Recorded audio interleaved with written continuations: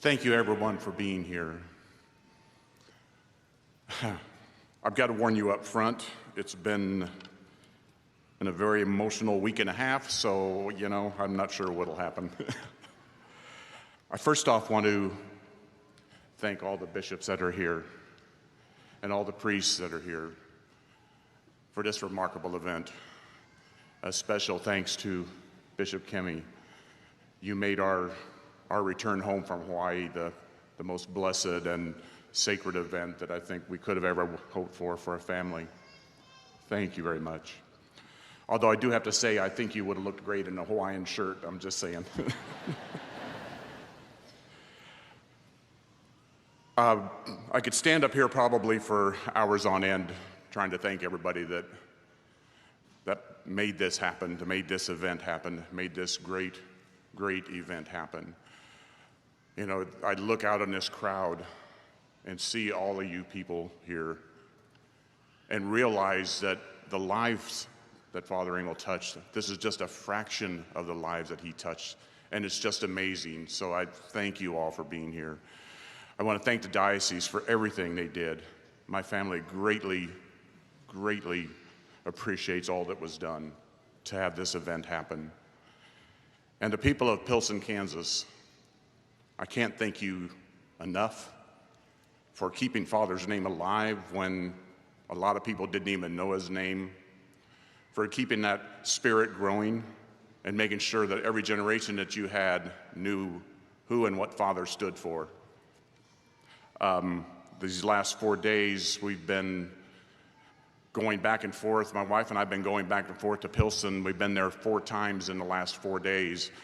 We were out there yesterday and we were actually looking for houses for sale. We thought, we may as well just stay there. I'm going someplace where I've always wanted to be. And when I get there, I'll say a prayer for you. Uncle Emil, welcome home. Home at last. I think of most of the people who know me know I always talk about the POWs. They've become my friends. They've become almost my second fathers. I can't thank those guys enough. I mean, these guys came out of this house death camp, which basically what it was, and came out and told the story of Father Emil, told it to anybody who would listen, told it to anybody who wouldn't listen, told it to anybody. And I truly believe that we probably would not be having this amazing event if it wasn't for these guys, if it wasn't for them continually putting that story out there. My wife and I had the blessed opportunity to spend the last 4 days with 2 of the POWs.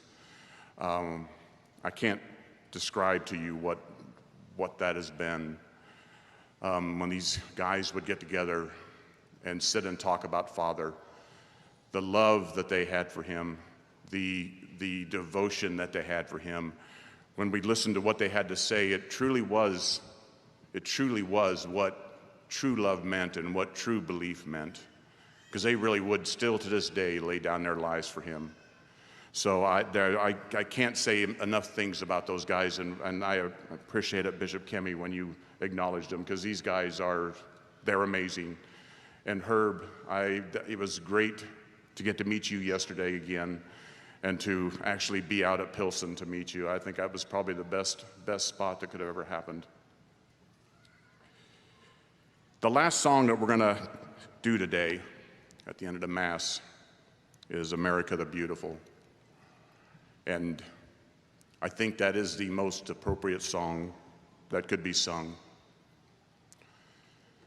In a prison camp in North Korea, on an Easter service, a chaplain who at that point was probably barely able to stand on his own knew that his life on this world probably wasn't very long, but knew he would still give everything he had to save his fellow soldiers, to save his fellow man.